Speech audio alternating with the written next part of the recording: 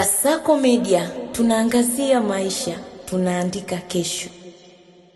Mheshimiwa Waziri Mkuu, kwa mujibu wa takwimu mbalimbali za kitaifa, kati ya vijana 600,000 hadi vijana 1,000,000 wanaingia katika soko la ajira kila mwaka, huku ajira zinazozalishwa zikiwa hazina uwiano mkubwa na vijana wanaoingia katika soko la ajira. Je, serikali ina mkakati gani wa kuwawezesha vijana kuwekeza na kuwaunganisha vijana na wawekezaji mbalimbali ndani na nje ya nchi ili kuweza kukuza wigo wa ajira zao?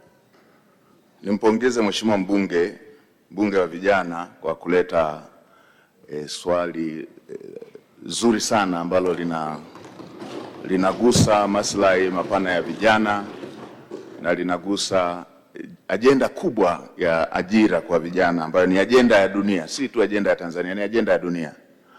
Na Mheshimiwa Spika, jambo alilosema ni la ukweli kwamba vijana wengi wanaingia katika soko la ajira duniani na hapa nchini kwetu. Na Mheshimiwa Spika, zamani ilikuwa vijana wakiwa bado wako kwenye masomo tu, wakitumia wamaliza middle school wanaelekea vyuo, na wengine wakiwa vyuoni walikuwa wanapokea barua za kuambiwa wachague kazi wanayotaka kwenda kufanya. Anakuwa na barua 1, 2, 3 achague kazi. Lakini Mheshimiwa Spika, kwa sasa si jambo la ajabu kukuta mstaafu yuko na graduates 2, 3 wakiwa tegemezi kwake.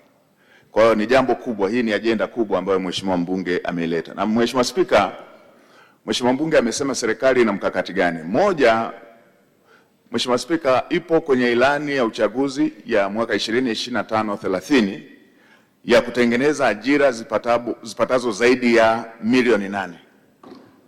Mheshimiwa Spika, hili si andiko tu la ilani, ni andiko ambalo limewekwa kwenye mikakati ya utekelezaji, ikiwemo mipango ya mwaka mmoja na ile mipango ya miaka 5 ambayo ipo kwenye dira ya taifa 2050.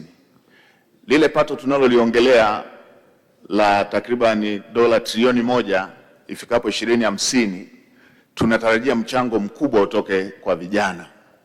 Na vijana hawa tunaandaa mazingira bora ambayo yatawawezesha kupata ajira ndani ya sekta ya umma, lakini pia kwa wingi katika sekta binafsi. Mheshimiwa Spika, ni vitu gani tunavyovifanya? Tayari tumepitisha kwenye sheria yetu ya uwekezaji ya sheria namba 6 ya mwaka 2025, ambapo sasa vijana wanaweza kunufaika na zile incentive ambazo walikuwa wanapata wawekezaji wakubwa. Sasa tumepeleka kwamba hata vijana wa Kitanzania wanaweza, wakishapata cheti kile cha TISEZA, wanaweza wakanufaika na vile vivutio ambavyo wawekezaji wakubwa walikuwa wanapata. Ni nini tunaongelea hapo? Wataweza kupata ardhi, wataweza kupata mapunguzo kwenye masuala ya kodi, ushuru pamoja na tozo mbalimbali. Lakini pia kwenye yale madirisha ambayo wawekezaji wakubwa walikuwa wanapata, sasa tumefungua kwamba vijana na wenyewe wanaweza wakapata fursa hizo. Dirisha la kuwanufaisha na masuala ya viwanda, dirisha la kuwanufaisha na masuala ya kupata masoko, lakini pia dirisha la kuwaunganisha na taasisi za kifedha, ambalo na lenyewe lilikuwa moja ya jambo kubwa linalowakwamisha vijana wetu. Mheshimiwa Spika, si hilo tu.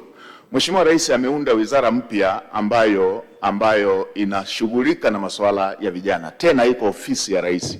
Mheshimiwa Spika, wizara hii Mheshimiwa Rais hajaiunda tu ili ipate waziri.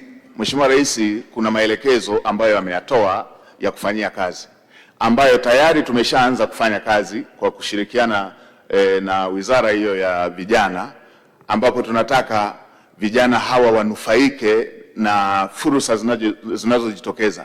Baadhi ya fursa ambazo zinajitokeza, Mheshimiwa Spika, ni pamoja na serikali imefungua lile dirisha la Export Guarantee Scheme, ambapo ndani ya mwaka huu au within mwaka huu tunatarajia dirisha hilo la kutoa dhamana kwa vijana wanaokosa dhamana lianze kutumika kwa ukubwa wake, ambapo sasa itakuwa kampuni ya kutoa dhamana kwa vijana, ambapo vijana wengi wataweza kunufaika zaidi na dirisha hilo la kuweza kupata dhamana, ambapo tayari hivi tunavyoongea ndani ya Benki Kuu ya Tanzania kuna shilingi bilioni 280 ambazo zimewekwa kwa ajili ya kutumika kama dhamana kwa vijana.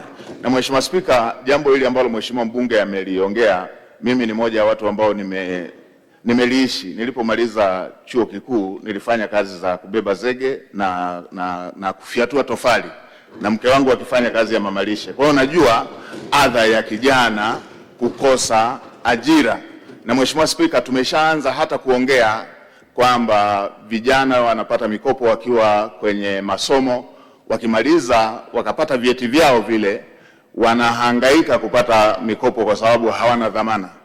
Tumeanza kuwaza kupitia maelekezo yale ambayo Mheshimiwa Rais aliyaelekeza kutafuta namna ya kuamua vijana hawa. Mheshimiwa Spika, tumeanza kuwaza kwamba kijana aweze kutumia cheti chake kile alichohitimu kuweza kukopa. Kama akamaliza famasia na imejulikana amemaliza famasia, aweze kutumia cheti chake kile kukopa, aanzishe famasi. Kama amemaliza uhandisi na ana cheti chake cha uhandisi, anahitaji vifaa vya umeme, aweze kutumia cheti chake kama dhamana, aweze kupata mikopo hiyo. Kwa hiyo jambo hili tutalileta hapa bungeni, Mheshimiwa Spika, tutakapokuwa tumemaliza hiyo sheria ambayo tunataka itengeneze kampuni ya kutoa dhamana, lakini pia ya kuweka dhamana mali ambazo zinaweza zikahamishika. Kasako Media, tunaangazia maisha, tunaandika kesho.